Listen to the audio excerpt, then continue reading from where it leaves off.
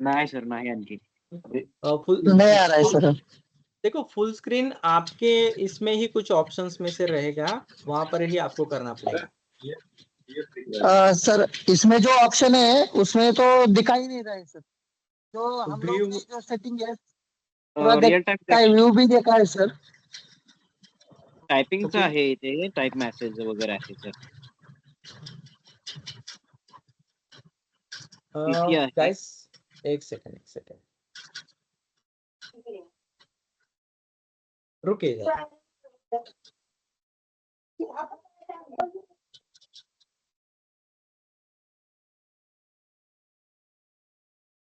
रुकिए, मैं मोबाइल से भी कनेक्ट करता हूँ, 1 मिनट दीजिए मुझे, ठीक है, ताकि मैं आपको सही से बता पाऊँ कि क्या। ओके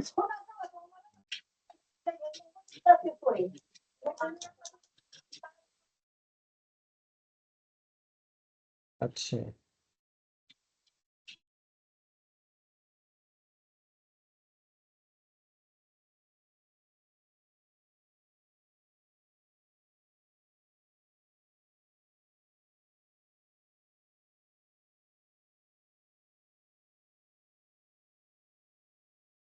एक सेकंड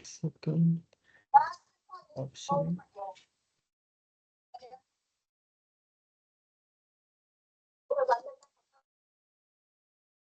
इनेबल हो जाएगा तो हो जाएगा सर, रियल टाइम टेक्स्ट का इनेबल कर देंगे तो हो जाएगा sir. Real time text text,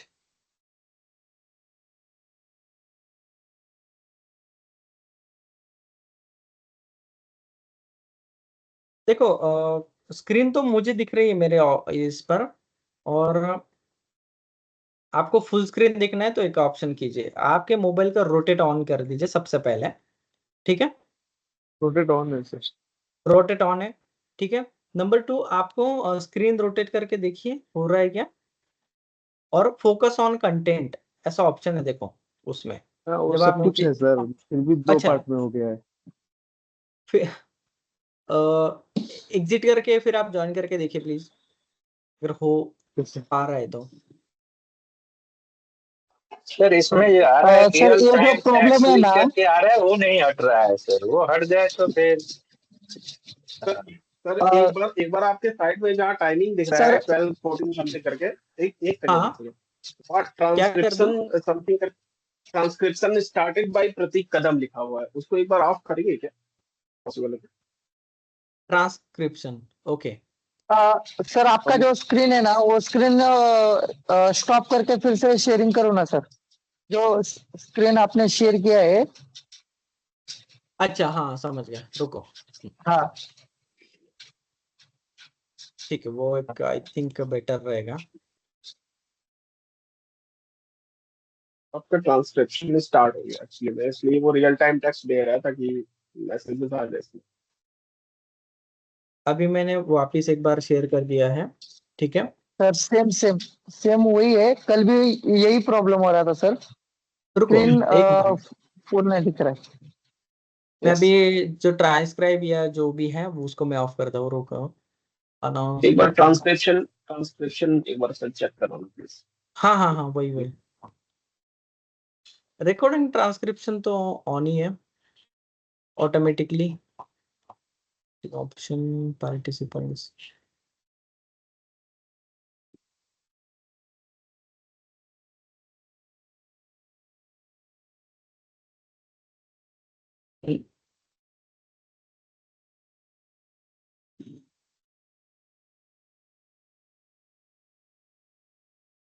तो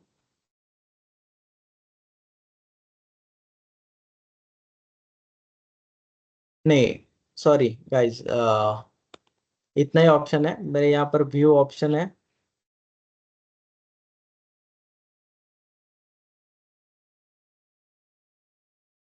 सर इतना ही रहेगा, वो 1 by 1 करके ऊपर जैसे जैसे आप बढ़ाइएगा सबको ऐसे ही दिखेगा। ओके ठीक है, ठीक है फाइन। सर यस आगे बढ़ हेलो जाए। सर। हाँ बोलिए। सर तो जैसे में हम थ्री डॉट पर क्लिक कीजिएगा ना, तो वहाँ पे हाँ मीटिंग व्यू, क्विक कैप्चर, ठीक है, change background, show live caption, ठीक है, उसके नीचे दिया है RTT is enable for this meeting, उसको ऑफ कर दीजिए तो हो जाएगा सर, हट जाएगा। मीटिंग मीटिंग ऑप्शन में जाऊँ। नहीं ना नहीं, थ्री मीटिंग डॉट पे ऑप्शन नहीं जाइए, सर। थ्री डॉट पे क्लिक कीजिए, मीटिंग व्यू, हाँ उसके बाद नीचे क्विक कैप्चर, ठीक है, उसके बाद चेंज मीटिंग बैकग्राउंड, उसके बाद व्यू। थ्री डॉट पे सर क्लिक कीजिए, उसमें लिखा होगा RTT is enable for this meeting, ठीक है, तो उसको ऑफ कर दीजिएगा तो हट जाएगा सर। एक सेकंड। मोबाइल में सर देखिए ना एक बार, ओके उसमें थ्री डॉट पे क्लिक कीजिएगा तो उस पे RTT is enable for this meeting, वो वाला ऑफ हो जाएगा ना, तो सर फुल स्क्रीन आ जाएगा। TT enable RTT, transcription. हाँ ट्रांसक्रिप्शन स्टॉप कर दिया मैंने।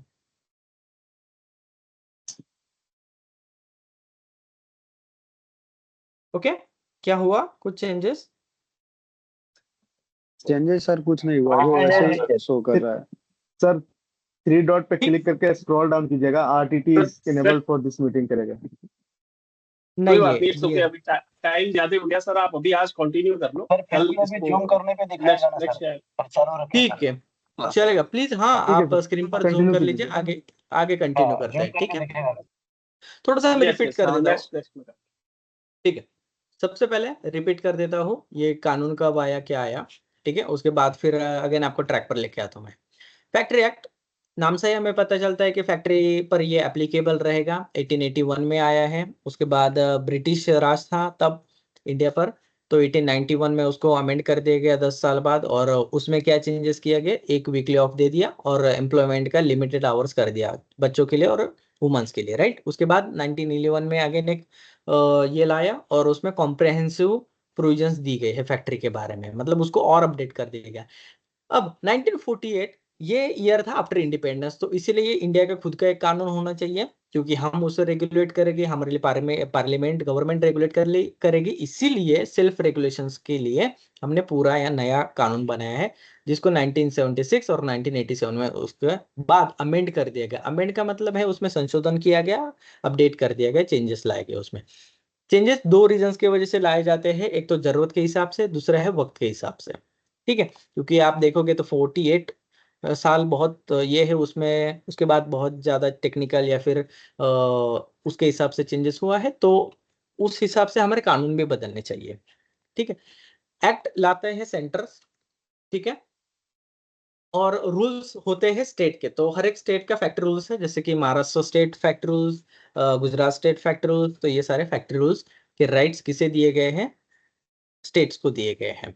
और फैक्ट्री एक्ट जो है 1948 ये सेंटर का लेजिस्लेशन है। किसने बनाया ये, अब डीजी फासली करके एक इंस्टीट्यूट है, ऑर्गेनाइजेशन है, डिपार्टमेंट है गवर्नमेंट का, तो उन्होंने ये पूरा ड्राफ्ट किया है और स्टेट के लिए भी उन्होंने मॉडल रूल बनाए हैं।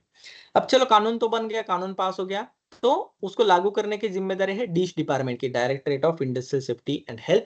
ये हर एक स्टेट में एक डिपार्टमेंट रहता है जिन्हें हम फैक्ट्री इंस्पेक्टर भी कहते हैं, वो उसके ऑफिसर रहते हैं। उन पर ये जिम्मेदारी है कि भाई जो 1948 के फैक्ट्री एक्ट में जो दिया गया है, जो फैक्ट्री रूल्स में दिया गया है, तो वो सही से फॉलो हो रहे हैं या नहीं, ये वो देखते हैं।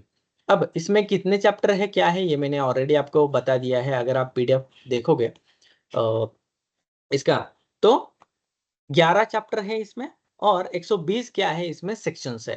अब क्लॉज किसे कहा जाता है, तो वो सेक्शन के अंदर जो भी दिया जाता है नंबर वाइज, तो उसे हम क्लॉज कहते हैं। अब एक्सटेंड की बात ये इंपॉर्टेंट है। एक्सटेंड मतलब कि factory act 1948 extends to the whole of India, ठीक है, और ये कब इन्फोर्स हुआ था, 1 अप्रैल 1949।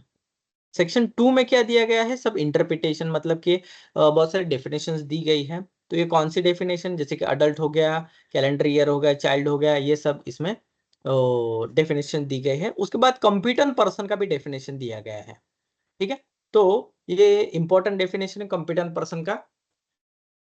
तो कंप्यूटर पर्सन किसे कहा जाना चाहिए, ये सारा इसमें दिया गया है। और कंप्यूटर पर्सन को लाइसेंस जनरली स्टेट के डिश डिपार्टमेंट दिया जाता है for the inspection of lifting tools, tackles, ठीक है, तो ये कंपिटेंट पर्सन रहता है। अगर आप देखोगे कंप्रेसर वगैरह जो प्रेशर वेसल है उनका भी टेस्टिंग के लिए कंपिटेंट पर्सन ही लगते हैं। आगे हजार्डस प्रोसेस किसे कहा जाता है, तो वो सेक्शन सी बी में दिया गया है, सॉरी क्लॉज सी बी में उसका डेफिनेशन दिया गया है कि किसे हजार्डस प्रोसेस कहा जाना चाहिए। Hazardous process means any process or activity in relation to the industry specified in the first schedule where unless special care is taken, raw material used therein or intermediate finished product byproduct waste effluent there would cause material impairment to the health of a person engaged in or connected therewith। आसान भाषा में बताओ, hazardous process ऐसे हर एक activity को कहा जाता है, कोई भी एक्टिविटी को कहा जाएगा जिसके रॉ मटेरियल या फिर बाय प्रोडक्ट फिनिश्ड प्रोडक्ट से जो पर्सन उस चीज से उस प्रोसेस से जुड़ा हुआ है उसकी हेल्थ को अफेक्ट करे, इंपेयर करे, उसको हानि पहुंचाए, तो ऐसी हर एक प्रोसेस को हजार्डस प्रोसेस कहा जाना चाहिए। अब industry specified in the first schedule ऐसा दिया गया है उन्होंने, तो आप सोचिएगा फर्स्ट शेड्यूल क्या है, तो आप फर्स्ट शेड्यूल पढ़िए। सबसे नीचे फर्स्ट शेड्यूल आपको दिया जाता है। जनरली फैक्ट्री एक्ट के 3 शेड्यूल है। अब क्वेश्चन ये आता है कि सर शेड्यूल क्या है ये बताइए पहले तो, फिर उसके बाद 3 शेड्यूल के बारे में बताइए। शेड्यूल ये है, एक्ट में जैसे डिटेल चीजें दी गई है कि ये है वो है, हजार्डस प्रोसेस की डेफिनेशन दी गई, ठीक है। शेड्यूल क्या रहता है, शेड्यूल एक कानून का ऐसा पार्ट रहता है जिसमें इन डेप्थ आपको इंफॉर्मेशन दी जाती है। इन डेप्थ की बात कर रहा हूं, लेकिन स्पेसिफिक इंफॉर्मेशन दी जाती है। एग्जाम्पल के तौर पर जैसे कि list of industries involving hazardous process, ठीक है।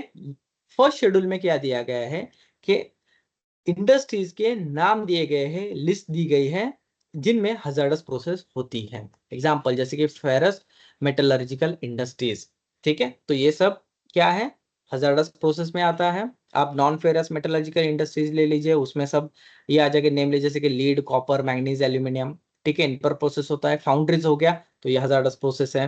Power generating industries again hazardous industries है। तो ये फर्स्ट शेड्यूल में उनका पूरा लिस्ट दिया गया है, तो उसे हम स्पेसिफिक इन डेप्थ जो इंफॉर्मेशन दी जाने वाला जो कानून का पार्ट है उसे हम शेड्यूल कहते हैं, ठीक है। अब सेकंड शेड्यूल क्या है इसमें फैक्ट्री एक्ट का, तो permissible level of certain chemical substance in work environment. आपने पीईएल के बारे में सुना होगा कि परमिसिबल एक्सपोजर लिमिट, के भाई अगर कोई बंदा 8 घंटे तक काम करता है, ठीक है, तो किसी केमिकल का या किसी हजार्ड सब्सटेंस का कितना एयर में कंटेमिनेशन होना चाहिए या फिर कितना परसेंटेज होना चाहिए, तो ये सब इसमें दिया जाता है, कितना कंटेंट होना चाहिए। तो जैसे कि एसिटाइल डिहाइड है तो उसका कितना पीपीएम एयर में होना चाहिए, आप समझ रहे हो, तो ये सब इसमें दिया जाता है। That's it. तो permissible limit of exposure, exposure का मतलब कि वो पर्सन उसके साथ काम कर सके, उस एनवायरनमेंट में काम कर सके, तो ये सेकंड शेड्यूल में दिया गया है। अब यहाँ पर देखिए कि सी सेक्शन 41F, तो आपको सेक्शन 41F में दिया गया है इसके बारे में रिलेटेड इंफॉर्मेशन। एक्ट किस तरीके से पढ़ा जाता है, रीड किया जाता है, रेफर किया जाता है, मैं सिर्फ ये बता रहा हूँ आपको, मैं फैक्ट्री एक्ट को नहीं पढ़ा रहा हूँ आपको। कोई भी कानून ले लो इंडस्ट्री से रिलेटेड, किस तरीके से रीड किया जाता है मैं सिर्फ उसके बारे में बता रहा हूँ कि उसमें क्या रहता है। स्टेट के पास क्या रहता है, तो स्टेट रूल्स बनाएगा, सेंट्रल गवर्नमेंट क्या बनाएगी, एक्ट बनाएगा, उसको एनफोर्स कौन करेगा ये बताऊंगा। अब अभी तक हमने सिर्फ फैक्ट्री एक्ट 1948 का ही एग्जाम्पल लिया हुआ है।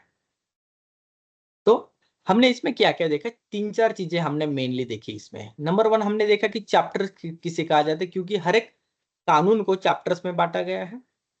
दूसरा, सेक्शंस दिया जाता है ताकि वहां पर ही जाके वो रेफर कर सके, इसलिए सेक्शंस दी जाते हैं। देन क्लॉजेस के बारे में हमने डिस्कस किया कि क्लॉज किसे कहा जाता है, कि जैसे यहाँ पर आप देख सकते हो कि सेक्शन 1 क्या है, तो उसमें सारे क्लॉजेस दिए गए हैं। सेक्शन 2 में क्या है, इंटरप्रिटेशन है, तो क्लॉज वाइज उसमें डेफिनेशन दी गई है, ठीक है। फैक्ट्री की भी डेफिनेशन उसमें दी गई है। तो उसके बाद शेड्यूल के बारे में हमने पढ़ा कि शेड्यूल किसे कहा जाता है। तो शेड्यूल एक कानून का या किसी रूल का एक स्पेसिफिक पार्ट रहता है जिसमें इन डेप्थ डिटेल इंफॉर्मेशन दी जाती है किसी स्पेसिफिक चीज की, जैसे कि लिस्ट ऑफ हजार्डस प्रोसेस बताया गया, परमिसिबल एक्सपोजर लिमिट के बारे में वहां पर बताया गया है, तो ये सारी चीजें इसमें रहती है। अब हम एक बार सेक्शंस के टाइटल पढ़ लेते हैं ताकि आपको आइडिया आ जाए कि फैक्ट्री एक्ट में क्या क्या दिया गया है, ठीक है, कौन से सेक्शंस यहाँ पर हम देखने वाले हैं। क्योंकि अगर सच में इन डेप्थ में फैक्ट्री एक्ट और फैक्ट्री रूल्स को अगर पढ़ाने लगूं या फिर हम उसको one by one section by section समझने लगेंगे तो महीनों लग जाएंगे, इतना बड़ा एक्ट है। ठीक है, देन इंटरप्रिटेशन में डेफिनेशन दी गई है। ठीक है, references to the time of day, तो रेफरेंसेस इसमें दिए गए हैं, दिन का, टाइम का, ये सब रेफरेंस आप जब सेक्शन पढ़ेंगे तब आपको बताऊंगा क्या है। Number 4, power to declare different departments to be separate factories और 2 और more factories to be a single factory. ठीक है, तो अलग अलग डिपार्टमेंट को सेपरेट फैक्ट्री बताना या फिर 2 और 3 2 या उससे ज्यादा फैक्ट्री को सिंगल फैक्ट्री बताने की जो पावर है इसके बारे में यहाँ पर दिया गया है। ठीक है, इसको डिक्लेयर करने की पावर के बारे में इसमें बताया गया है। Number 5, power to exam during public emergency. हाँ, पब्लिक इमरजेंसी जब होती है, जैसे कि वॉर वगैरह सिचुएशन होती है, उसके बाद आपने कोविड वगैरह देखा होगा, तो कुछ पावर को एग्जेम्प्ट किया जाता है, उसके बारे में इसमें दिया गया है। नंबर 6 इंपॉर्टेंट ये सेक्शंस है, अप्रूवल, लाइसेंसिंग और रजिस्ट्रेशन फैक्ट्री का किस तरीके से किया जाता है, क्योंकि वहां से ही जैसे कि प्लांट का लेआउट सबसे पहले हमें अप्रूव करना पड़ता है डी से, टाउन प्लानिंग या MIDC, GIDC, जो भी स्टेट की प्लानिंग अथॉरिटी है उनसे, उसके बाद फिर वो लाइसेंस बनता है। तो कौन से फॉर्म में देगा, कौन देगा, जनरली अगर आपको अप्रूवल, लाइसेंसिंग, रजिस्ट्रेशन के बारे में ज्यादा पढ़ना है तो स्टेट के रूल्स ज्यादा पढ़िए, उसमें ज्यादा दिया गया है, क्योंकि इसके राइट सब स्टेट के ही पास है। अप्रूवल देना, लाइसेंस देना, रजिस्ट्रेशन स्टेट के पास ही होता है।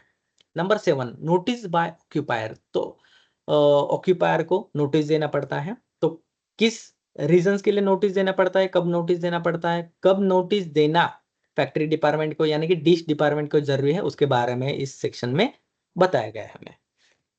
Then one of the most important section in this factory act, जो कि बहुत ज्यादा पसंद है मुझे, वो है 7A, general duties of occupier, कि जो ऑक्यूपायर है, जैसे कि फैक्ट्री का मालक हो गया या फिर सबसे ज्यादा अधिकार जिसके पास है, ऐसा कोई व्यक्ति जिसे हम ऑक्यूपायर कहते हैं। जब फैक्ट्री का रजिस्ट्रेशन होता है उसके नाम से ही रजिस्ट्रेशन होता है। ठीक है, ऑक्यूपायर के नाम से नाम डाला जाता है उसमें। अब ये सेक्शन 7A में सारी उसकी ड्यूटीज बताई गई है। Section 7B, general duties of manufacturer etcetera as regards to the article substance for use in a factory. Number 8, inspectors के बारे में बताया गया है। अब ये इंस्पेक्टर यानी कि फैक्ट्री इंस्पेक्टर। ठीक है, नंबर 9, पावर ऑफ इंस्पेक्टर्स, क्योंकि पावर क्या है। नंबर 10, सर्टिफाइंग सर्जन कौन है। आपको पता है कि एनुअल हेल्थ चेकअप होता है तो वो वहां पर CS ही लगता है। CS मतलब कि certifying surgeon.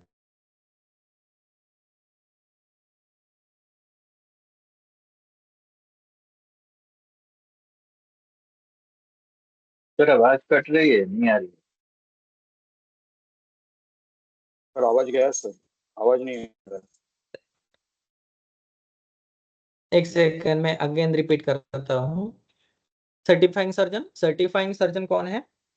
Annual health checkup के लिए आपको सर्टिफाइंग सर्जन का ही फॉर्म 7 लगेगा। ठीक है, तो वो ही हेल्थ चेकअप करता है, उसकी टीम आके यहाँ पर एनुअल हेल्थ चेकअप करती है। सर्टिफाइंग सर्जन कौन घोषित करता है, उसको लाइसेंस कौन देता है, सर्टिफाई कौन करता है, स्टेट के जो डिश डिपार्टमेंट है वो सर्टिफाई करते हैं। क्या क्या उनके रिक्वायरमेंट से, क्वालिफिकेशन, एक्सपीरियंस, क्राइटेरिया, वो हर एक स्टेट का जनरली सेम है, थोड़ा बहुत डिफरेंस है, मैं आपको बताऊंगा। विथ रिस्पेक्ट टू महाराष्ट्र बताऊंगा मैं आपको। नेक्स्ट चैप्टर 3 हेल्थ के बारे में यहाँ पर डिस्कस किया जाता है। हेल्थ में यहाँ पर क्लीनलीनेस है सेक्शन 11 में, disposal of waste and effluents किस तरीके से डिस्पोज करना है, वेंटिलेशन, टेम्परेचर क्या रहेगा, dust and fume, artificial humidifications, overcrowding, lighting, drinking water का एक सेक्शंस में ये स्पेसिफिक दिया गया है कि हर एक एम्प्लॉय को या वर्कर है, कितने भी एम्प्लॉय आपके कंपनी में, फैक्ट्री में काम करे, पर person 5 litre drinking water availability होनी चाहिए। मतलब अगर 100 लोग हैं तो 500 लीटर ड्रिंकिंग वाटर का फैसिलिटी होना चाहिए। डोमेस्टिक यूज का वाटर की बात नहीं की जा रही, यहाँ पर स्पेसिफिक ड्रिंकिंग वाटर की बात करी जा रही है। उसका इस्तेमाल सिर्फ और सिर्फ पानी पीने के लिए ही होगा, याद रखना। नेक्स्ट, यहाँ पर ड्रिंकिंग वाटर फैसिलिटी टॉयलेट या वॉशरूम से 6 मीटर दूर होनी चाहिए। ये भी एक सेक्शन में क्लॉज डाला गया है, जब आप सेक्शन 18 पढ़ोगे तब आपको देखने को मिलता है। देन लेटरिन्स, यूरिनल्स कितना होना चाहिए, कितना क्वांटिटी में होना चाहिए, इसके बारे में यहाँ पर डिस्कस किया गया है।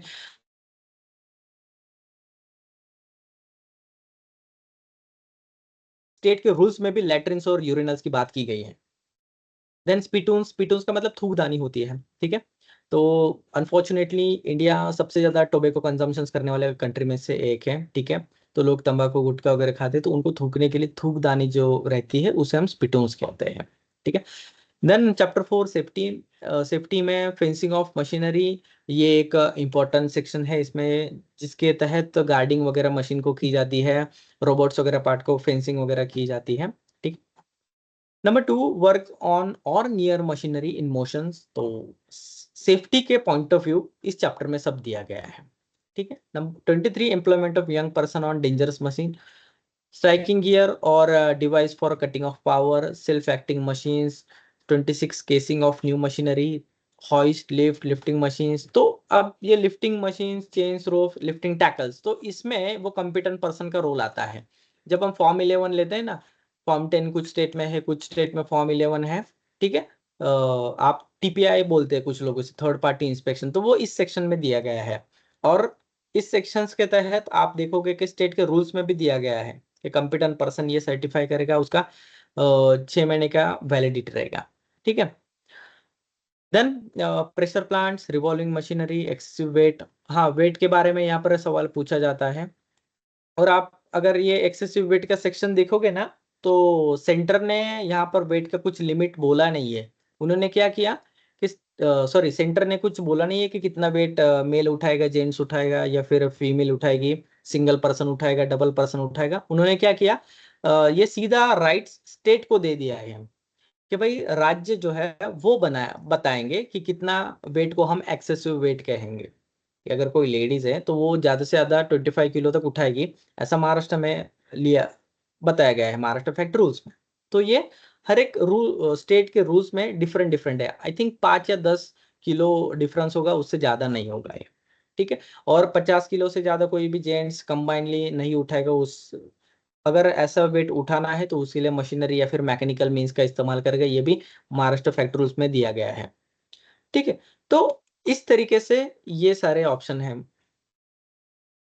अब आप जो भी आपके फैक्ट्री में अगर आप वर्क करते हो, कुछ बहुत सारे लोग फैक्ट्री से बिलोंग करते हैं, वहां पर सेफ्टी प्रोफेशनल्स है, आप जो भी उसमें फॉलो करते हो, कहीं ना कहीं वो चीजें इस एक्ट से ही वहां पर रेफर की जा रही है।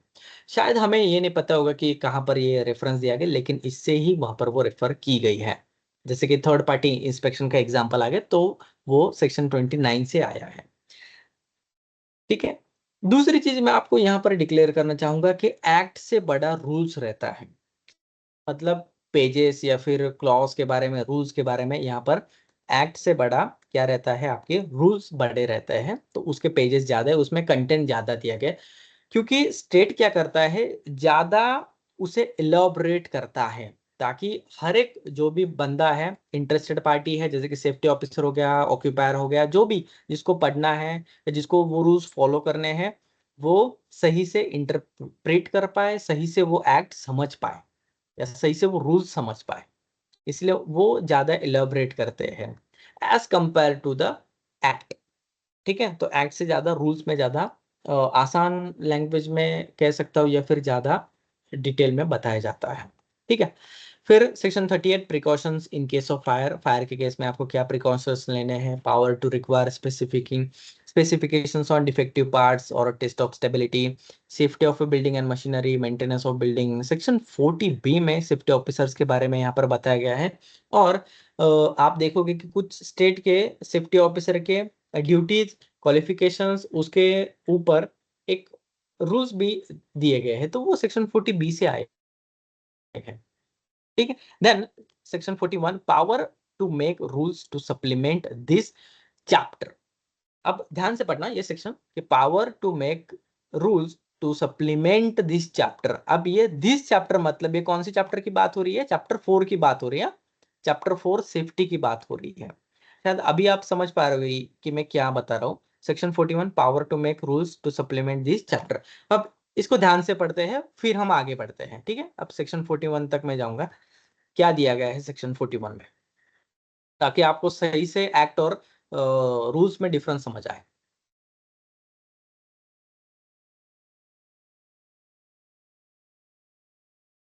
यस, ये 2-3 छोटी सी लाइनें, ये देखिए, the state government make rules requiring the provision in any factory or in any class or description of factory of such a further for securing the safety of a person employed therein as it may deem necessary।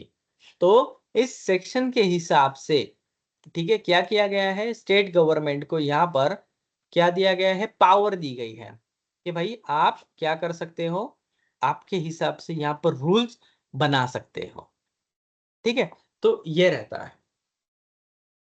तो state को कहां से power मिली, तो ये section 41 से यहाँ पर उनको पावर मिली कि भाई हम रूल बना सकते हैं। ठीक है, अब यहां तक हम देखते हैं, क्वेश्चन आंसर थोड़ा स्टार्ट करते हैं। यस, किसी को कुछ डाउट है तो ये बताइए। मैंने यहाँ पर सिर्फ सेक्शन के टाइटल पढ़े हैं, बाकी कुछ एक्सप्लेन नहीं किया है। तो यस, एनी क्वेश्चंस?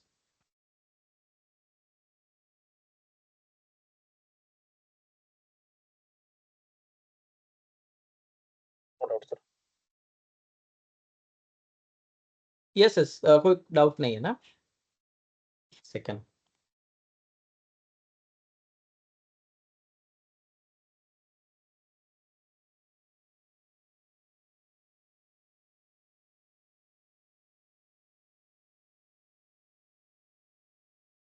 अब मेरे पास एक ऑनलाइन का कॉपी है, महाराष्ट्र फैक्ट्री रूल्स 1963 का। ठीक है, अब यहाँ पर क्या लिखा हुआ है, महाराष्ट्र फैक्ट्रीज रूल्स। यहाँ पर कहीं भी एक्ट नहीं लिखा गया है। तो एक्ट कौन सा है, जिसका नाम है फैक्ट्रीज एक्ट 1948।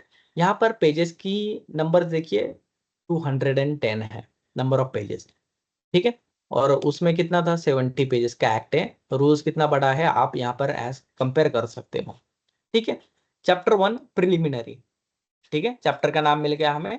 यहाँ पर एक number 1 short title and extend ऐसा लिखा गया है। अब मुझे बताइए, इसे मैं सेक्शन 1 कहूँ या रूल 1 कहूँ, ये बताइए जरा, ध्यान से आंसर देना। सेक्शन 1 कहूँ या रूल 1 कहूँ? Rule 1। Correct, good. Rule one. Yes, इसे रूल 1 कहना चाहिए। व्हाई? क्योंकि ये फैक्ट्रीज रूल है। और इसको मैं सेक्शन क्या कहूंगा, सेक्शन 41 कहूंगा। Why? Because it is act. तो इस तरीके से ये पढ़ा जाता है। और एक आपको एक कोई इंटरेस्टिंग क्वेश्चन पूछता हूं। सबको हमारा संविधान पता है, ठीक है, ओके, कॉन्स्टिट्यूशन। अब उसमें सेक्शंस है या फिर आर्टिकल है, बताइए मुझे। सेक्शंस है या आर्टिकल है ना? आर्टिकल है sir, article yes article yes, article. Good. तो इस तरीके से ये सारे जो चीजें हैं, ये सारे डॉक्यूमेंट्स है, ये सारे एक्ट्स है, रूल्स है, जो भी है, लेजिस्लेशंस जिसे कहा जाता है, इन सबको इस तरीके से पढ़े जाते हैं। तो आज आपको ये डिफरेंस समझ आया। तो रूल 1 क्या कहता है, शॉर्ट टाइटल एंड एक्सटेंड। अब मैं महाराष्ट्र फैक्ट रूल्स की बात करूं, चलो पढ़ते हैं रूल नंबर 1। ठीक है, अब इसमें कितने रूल्स हैं, तो यहाँ पर 126 रूल है, और यहाँ पर सब फॉर्म्स दिए गए हैं, फॉर्म 1, फॉर्म 2, फॉर्म 10 वगैरह। ठीक है, ये सब उसमें दिया गया है। फॉर्म 11 देखो, prescribe report of examination hoist and lift. Form 12 क्या है, report of lifting machine, ropes and lifting tackles. ठीक है, वो बाद में देखते हैं। अब रूल 1 क्या कहता है, दिस रूल में be called the Maharashtra factory rules 1963। Number सब रूल 2। अब मैंने क्या कहा है, सब रूल कहा है। रूल 1 क्या है, ये तो समझ गया। अब सब रूल मतलब ये सब रूल 1 ये है, सब रूल 2 ये है। इस तरीके से पढ़ना है। तो सब रूल 2 क्या कहता है, यहाँ पर they extend to the whole of the state of Maharashtra. That's it. अभी आप समझ गए। तो ये सिर्फ महाराष्ट्र स्टेट पर ही एप्लीकेबल रहेगा। The next act. अब रूल 2 में क्या दिया गया है, डेफिनेशन दी गई है। चलो ठीक है, डेफिनेशन पढ़ लेता हूं मैं। किसका डेफिनेशन है, एक्ट का। एक्ट किसे कहा जाएगा, act means the factories act 1948। तो इस रूल्स में, इस डॉक्यूमेंट में जहां जहां पर भी एक्ट करके लिखा रहेगा, वहां पर उसका मीनिंग ये है कि द फैक्ट्रीज एक्ट 1948। इस तरीके से। फिर आर्टिफिशियल ह्यूमिडिफिकेशन किसे कहा जाएगा, तो उसका ये पूरा डेफिनेशन है। बेल्ट किसे कहा जाएगा, उसका ये पूरा डेफिनेशन है। डिस्ट्रिक्ट मैजिस्ट्रेट किसे कहा जाएगा, फॉर्म, हेल्थ ऑफिसर, इंस्पेक्टर किसे कहा जाएगा, ये सब डेफिनेशन इसमें दिया गया है। Number rule 3 approval of plan. यहाँ पर देखो रूल्स 3 to 11 आप समझ, तो उन्होंने भी ये एडमिट किया या फिर ये डॉक्यूमेंट करते हैं वो कि इसे रूल्स कहा जाए। तो इस तरीके से इसे पढ़ा जाता है। जैसे कि ये रूल 3 है सर्टिफिकेट ऑफ स्टेबिलिटी। ठीक है, अगेन इसके सारे रेफरेंस आपको फुटर में मिल जाते हैं। इंडिया कोड की वेबसाइट से आप जाके फिर इन सबको डाउनलोड कीजिए और ये रेफर कीजिए। तो इस तरीके से एक्ट रूल्स में डिफरेंस है। अब जब आप ये फैक्ट्री एक्ट की किताब पढ़ोगे तो उसमें फॉरवर्ड, प्रीफेस, बहुत सारी चीजें इंपॉर्टेंट दी जाती जो कि इसमें मिसिंग रहता है। ये सॉफ्ट कॉपी जिसे हम कहते हैं ना, उसमें मिसिंग रहता है। वो आपको उनके वेबसाइट पर सब मिलेगा। बुक जब परचेस करोगे सब उसमें डाल के वो दिया जाता है। ठीक है, आई थिंक आज हम यहीं पर रुकते हैं, बाकी का हम नेक्स्ट लेक्चर स्टडी करेंगे। अब मुझे बताइए क्या क्या डाउट है अभी तक जो हमने पढ़ा है, एक्ट रूल्स के क्या डिफरेंस है, क्योंकि इसके बाद में अभी मैं फास्ट लूंगा। अभी मैं रूल्स जब जब बोलूंगा पूरे साल तब आप समझ लेना कि ये स्टेट की बात कर रहे हैं सर। जब मैं एक्ट कहूंगा तो समझ लेना कि सेंटर की बात की जा रही है। ठीक है, क्वेश्चंस पर आते हैं। जिनको क्वेश्चन है प्लीज रेज योर हैंड। ठीक है,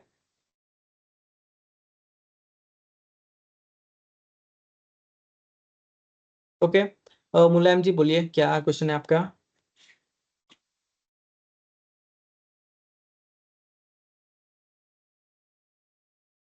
मुलायम यादव,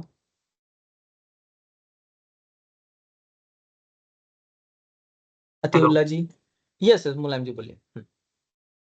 सर सेक्शन में मेरे को डाउट आ रहा है सर। सेक्शन सेक्शन में हाँ किसको हाँ बोलिए। डिवाइड किया, चैप्टर का ही सेक्शन होता है सर? सॉरी, क्या आप क्वेश्चन रिपीट करोगे, सेक्शंस। जी। सर मेरा डाउट है कि सेक्शन सेक्शन किसको मतलब किसमें इंक्लूड रहता है, चैप्टर में या फिर एक्ट में या फिर रूल्स में? एक्ट में। यहाँ पर देख रहे हो आपको सेक्शंस दिख रहे हैं आपको।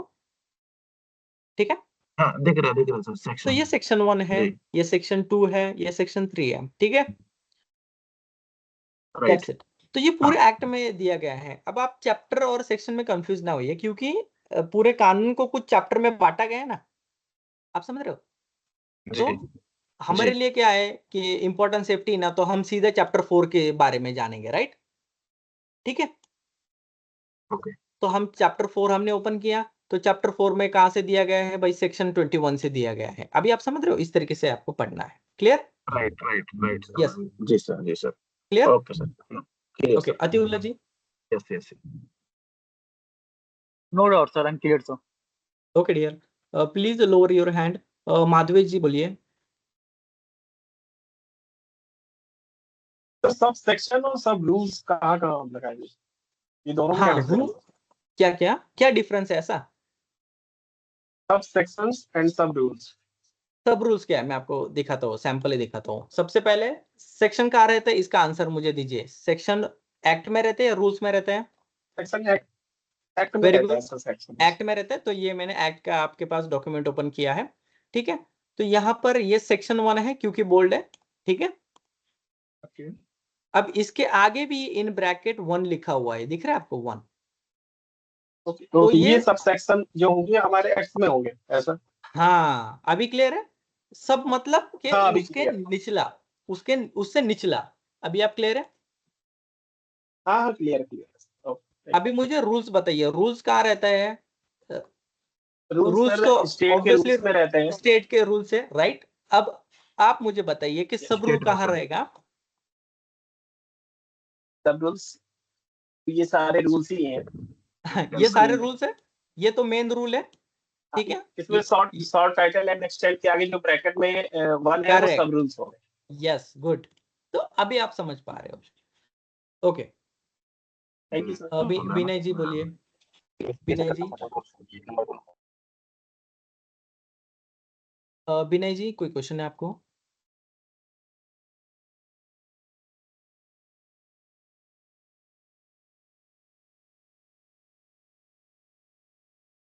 बलीराम जी?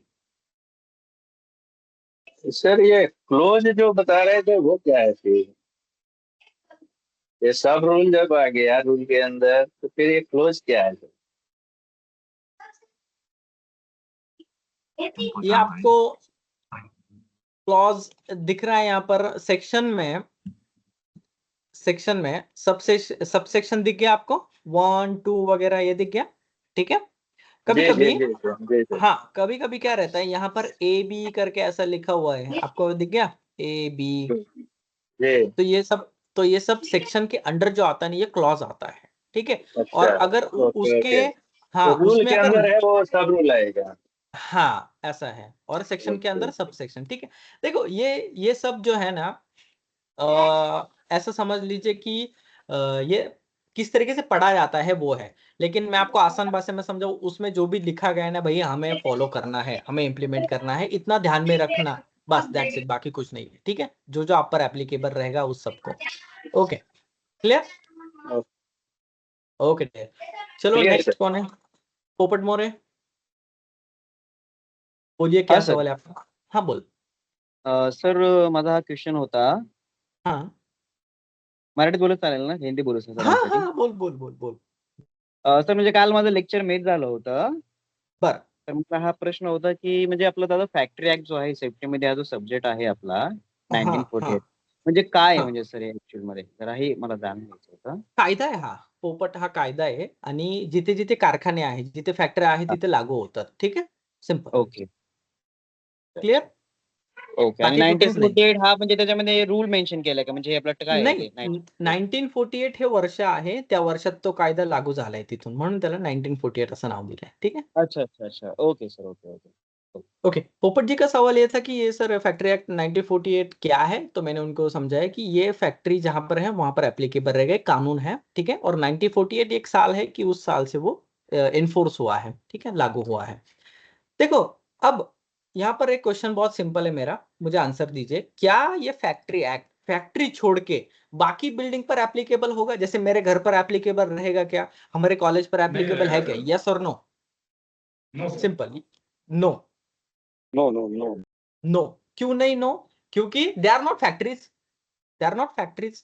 तो फैक्ट्रीज क्या है उसका डेफिनेशन हम कल देखेंगे, कल सॉरी सैटरडे देखेंगे, नेक्स्ट लेक्चर में हम देखेंगे, ठीक है। तो सैटरडे 8 बजे हमें देखना है। माधवी जी बोलिए क्या सवाल है आपका? सर मैं पूछ रहा था कि जो महाराष्ट्र रूल्स है एंड गुजरात रूल्स है, I think almost same years में डिफाइन हुए थे। हाँ तो हाँ, ये अगर हम जैसे दोनों स्टेट में जॉब करते हैं तो हमें कितना और ये ऑलमोस्ट सेम है या फिर डिफरेंसेस ज्यादा है?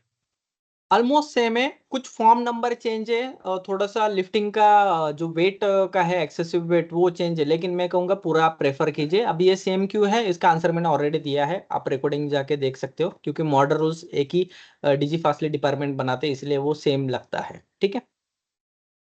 हाँ, लेकिन ओके, आपको मतलब रेफर ये करना है, दोनों के, हाँ जी जी बताएं। आप जिस स्टेट में चाहिए आप उस स्टेट का प्लीज रेफर कर लीजिए, ठीक है। ओके हाँ, लेकिन आप जब आप रेफर करते हो, जब आप पढ़ते हो ना, तब आपको पता चल जाता है कि अरे ये तो ऑलमोस्ट सेम है, बहुत सारी चीजें सेम है, लेकिन थोड़ा बहुत डिफरेंस रहता है, तो हमें छोटी भी चीज को मिस आउट नहीं करना है, ठीक है। अरुण अरुण ओके भरनकर जी, अरुण जी बोलिए। सर मैं क्या पूछ रहा हूँ कि एग्जाम अगर होती है तो ये महाराष्ट्र स्टेट का ये रूल्स लागू होंगे या सबका रहेगा, स्टेट का, हर अच्छा, स्टेट का? वेरी गुड क्वेश्चन, क्वेश्चन बहुत अच्छा है। यहाँ पर सिलेबस में क्या दिया गया है, देखिए the factories act 1948 and the rules made under it, तो सारे स्टेट के रूल्स उसमें आ गए, लेकिन एग्जाम में सिर्फ महाराष्ट्र फैक्ट्री रूल से आता है, बाकी गुजरात का एक दो सवाल आता है, बस गुजरात और महाराष्ट्र पर ही सवाल पूछे जाते हैं, ठीक है। ठीक है सर। ओके, पोपट मोरे हो गया आपका? हाँ सर, हाँ सर. एमडी रहमत जी? सर मैं ये कह रहा था कि जो फैक्ट्री एक्ट को हम लोग ये ऐसे कर सकते हैं कि व्हाट टू डू, यानी क्या करना है, और फैक्ट्री रूल्स को कह सकते हैं हाउ टू डू, यानी कैसे हाउ करना टू है। बी, यस यस, एग्जैक्टली हाँ? एग्जैक्टली, हाँ? ऐसा ही यस है स्ट्रक्चर, हाँ बहुत बढ़िया, ऐसा ही है। एक्ट कानून क्या कहता है कि भाई क्या करना है आपको, रूल्स कहता है कि किस तरीके से करना है, कैसे करना है, okay that simple. Good, okay Jay sir ji बोलिए। Jayesh, Arun Barankar, okay sir last मेरा ये क्वेश्चन लूंगा क्वेश्चन था, उसके। जो भी हेलो हाँ बोलिए बोलिए बोलिए।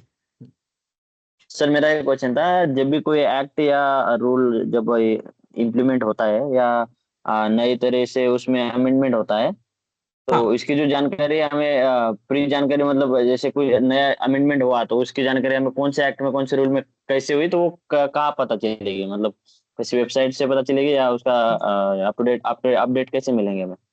हाँ, उसको आपको आप डिश की वेबसाइट पर जाके वो अपडेट ले सकते हो। डिश डिपार्टमेंट क्या करता है, या जो भी कंसर्न डिपार्टमेंट है आपके, जैसे कि आप कंस्ट्रक्शन में हो तो BOCW पे वेबसाइट रहती है सर स्टेट आवाज की, नहीं सेंटर आ रही की। आपकी। मैं अगेन रिपीट करना चाहूंगा, ऑफिशियल वेबसाइट पर आपको ये मिल जाता है डिपार्टमेंट का, जैसे कि फैक्ट्री डिश डिपार्टमेंट का, उनका ऑफिशियल वेबसाइट पर आपको ये मिल जाएगा सर्कुलर, या जो भी एक्ट का चेंजेस हुआ है। कभी कभी मिनिस्ट्री सेंटर का रहेगा तो मिनिस्ट्री की वेबसाइट पर आपको ये मिल जाता है। तो जनरली यही प्रॉब्लम है जय जी इंडस्ट्री में, लोगों को पता नहीं है कि बहुत सारी चीजें अमेंड कब होती है, कभी कब से एप्लीकेबल है, क्या करना है, तो इसीलिए वो हम जैसे कंसल्टेंट की हेल्प लेते हैं। ठीक है, बहुत सारी EHS कंसल्टेंसीज हैं, ठीक है, तो उनकी हेल्प ली जाती है यहाँ पर कि हमें समझाइए कि किस तरीके से एप्लीकेबल करना है, तो हम वहाँ पर consultants play a role in that. तो हमारे पास एडवोकेट्स वगैरह रहते हैं, लेकिन हाँ, आप अपने लेवल पर उनके ऑफिशियल वेबसाइट पर ये सब ये कर सकते हो।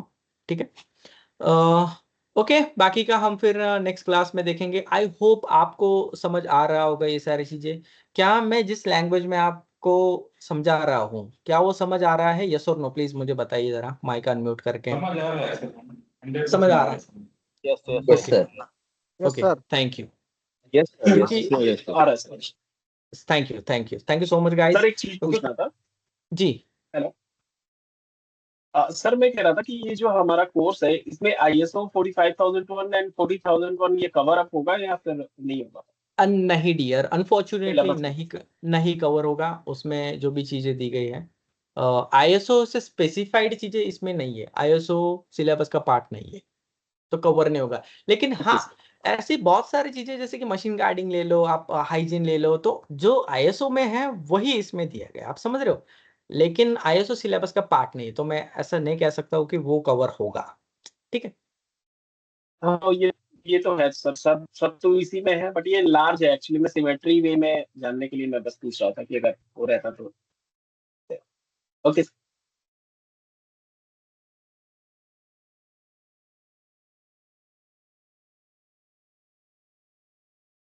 सॉरी क्या एक मिनट कितने का? सॉरी क्या आप रिपीट करोगे प्लीज आपका, मुलायम जी? हाँ सर। हाँ प्लीज आप रिपीट करोगे। हेलो हेलो हेलो जी बोलिए। हेलो सर, आवाज नहीं आ रही? हेलो। मेरी आवाज आ रही है अब तक?